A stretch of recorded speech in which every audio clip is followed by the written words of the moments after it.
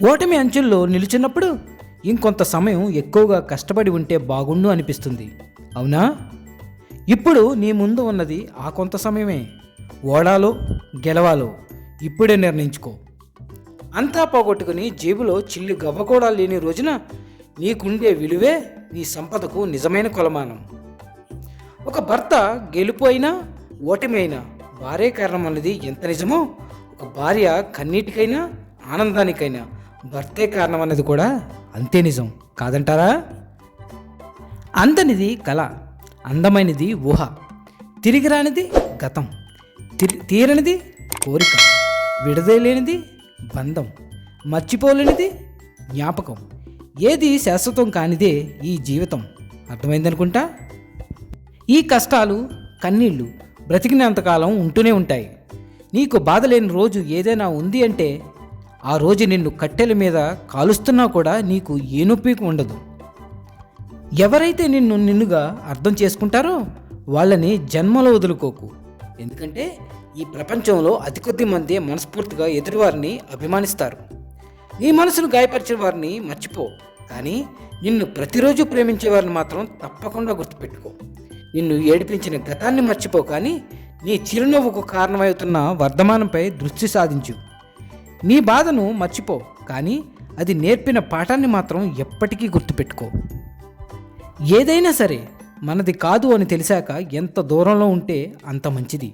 అది వెలకట్టలేని బంధమైనా విలువైన వస్తువైనా గుర్తుపెట్టుకోండి. సహాయపడని చేతులు ఎందుకు? ప్రశాంతతనివ్వని డబ్బు ఎందుకు? పనికిరాని పొగరు ఎందుకు? ఆహా అనలేని అహం ఎందుకు? అర్థం చేసుకోలేని మనసు ఎందుకు? మానవత్వం లేని మనిషి ఎందుకు? మన వల్ల ఒకరు కూడా బాధపడకూడదు అని అనుకుంటాం కాబట్టే అందరి వల్ల మనం బాధపడుతూ ఉంటాం. అవునా? అది వాళ్ళకి ఎప్పటికీ అర్థం కాదు. జీవితంలో మంచి చెడు అనేది రెండూ ఉంటాయి.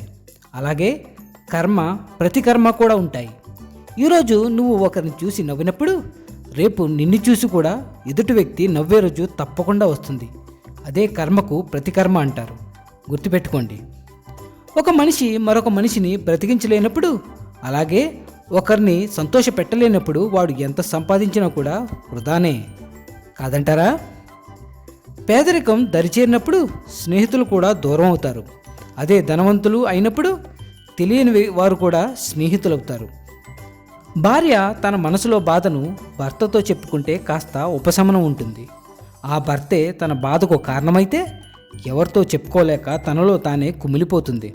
అర్థం చేసుకోండి. నీ వ్యక్తిత్వం అవతల మనసుని తాకినప్పుడే ఒక బంధం బలపడుతుంది, లేదంటే పరిచయంగానే మిగిలిపోతుంది. జీవితం ముగిసిపోతుంది అని ఎప్పుడూ అనుకోకు. ఆశని అలాగే ఆశయాల్ని వదులుకోకు. ఎందుకంటే భగవంతుడు చివరి నిమిషాల్లో కూడా అద్భుతాలు సృష్టించగలడు. సహాయం అవసరమైన చోట నువ్వు చూపించాల్సింది సానుభూతి కాదు, వీలైతే సహాయం చేయడమే నీ యొక్క విధి. గుర్తుపెట్టుకో. మనిషిని ఎప్పుడూ కూడా శరీరాన్ని చూసి అంచనా వేయకండి. ఎందుకంటే శరీరానికి మాత్రమే ప్రాధాన్యత ఉన్నట్లయితే అడవికి రాజుగా ఏనుగే ఉండేది. అర్థమైందనుకుంటా. మనిషి అనేవాడు ఎప్పుడూ కూడా ధైర్యంగా ఉండాలి. కష్టమైన సంతోషమైన నవ్వుతూ ఉండాలి. అప్పుడే జీవితం అంటే భయం ఉండదు, భవిష్యత్తు అంటే బాధ ఉండదు. గుర్తుపెట్టుకోండి. నీకు ఎప్పటికీ అందని దానికోసం ఆశపడకు. నీకు నచ్చని దానికోసం కష్టపడకు. నీకై కష్టపడిన వారిని ఎప్పటికీ మర్చిపోకు. నిన్ను ఇష్టపడిన వారిని ఎప్పటికీ వదులుకోకు. ఆస్తి పెరగాలంటే మార్గాలు అనేకం, కానీ అభిమానం పెరగాలంటే ఆత్మీయమైన పలకరింపు ఒక్కటే మార్గం. ఒక అలను చూసి సముద్రం యొక్క మొత్తం బలాన్ని ఎలా అయితే అంచనా వేయలేమో, అలాగే ఒక మనిషి యొక్క చిన్న బలహీనతను చూసి అతని బలాన్ని కూడా అంచనా వేయకూడదు. బాధను బయటకు చెప్పుకుంటే మనసు తేలికైపోతుంది అనుకోవడం అబద్ధం.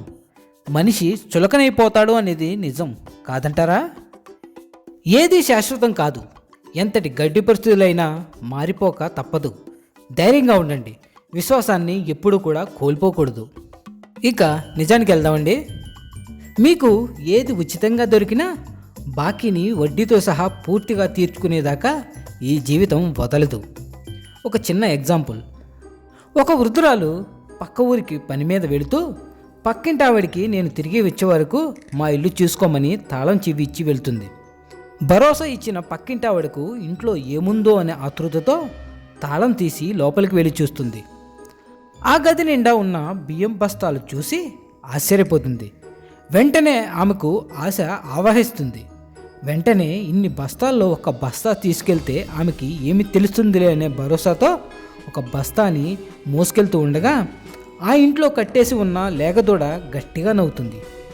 అది చూసి ఆశ్చర్యపోయిన పక్కింటావిడ ముందు ఆ బస్తాను తన ఇంట్లో దాచి మళ్ళీ లేగదూడ వద్దకు వచ్చి, అవును, నువ్వు ఎందుకు నవ్వుతున్నావు అని అడుగుతుంది. గత జన్మలో ఈ ముసలావిడి దగ్గరే 200 అప్పు తీసుకున్నాను. అయితే అప్పుడు కూడా నీలాగే ఆలోచించాను. ముసలావిడి కదా, ఏం చేస్తుందిలే అని అనుకున్నాను. తిరిగి ఇవ్వగలిగినా కూడా ఆ 200 ఎగ్గొట్టాను. ఆ తర్వాత నా వయసు అయిపోయింది. నేను చనిపోగానే నాకు మోక్షప్రాప్తి కలగలేదు. భగవంతుడు నాతో 200 బాకీ తీరలేదు, నువ్వు ఇవ్వగలిగినా కూడా నువ్వు ఇవ్వలేదు. సో నువ్వు వెళ్ళి అదే ముసలం ఇంట్లో లేగదూడగా పుట్టి సేవ చేసి నీ బాకీ తీర్చుకో అని నాకు ఈ జన్మనిచ్చాడు. నువ్వు ఒక్కటి ఆలోచించు, నేను ఎప్పుడు పెద్దవ్వాలి, ఎప్పుడు ఆమె బాకీ తీర్చాలి? 200కు కకృతి పడ్డాను, ఈ జన్మలో అనుభవిస్తున్నాను. ఇచ్చేసి ఉంటే మోక్షం కూడా లభించేది. ఆ బాధలో నేనుండగా నువ్వు కూడా ఆవిడ బియ్యం బస్తా దొంగిలించి వెళుతుంటే మళ్ళీ జన్మలో నువ్వేమై పుడతావో, ఎలా ఆ రుణం తీర్చుకుంటావో కదా అని నవ్వొచ్చింది అని చెప్పిందట. ఆ అనుభవం వింటూనే ఆవిడికి కాళ్ళ కింద భూమి కంపించినంత పనైందట. ఆ ముసలావిడ ఇంటికి తిరిగి రాగానే ఆ పక్కింటి ఆవిడ క్షమాపణ కోరి బియ్యం బస్తా సరిపడా సొమ్మును తిరిగి చెల్లించిందట. బాకీ తీరిపోయింది. ఫ్రెండ్స్, కథలన్నీ కల్పనలే, కానీ కల్పనల నుంచే జీవితంలోని వాస్తవాలు, జీవితంలోని విలువలు అర్థమవుతాయి. మీరేమంటారు? ఏదేమైనా సర్వే జన సుఖినో భవంతు. మళ్ళీ వచ్చే వారం కలుద్దాం మరిన్ని మంచి మాటలతో. Signing off, Venkat. Thank you.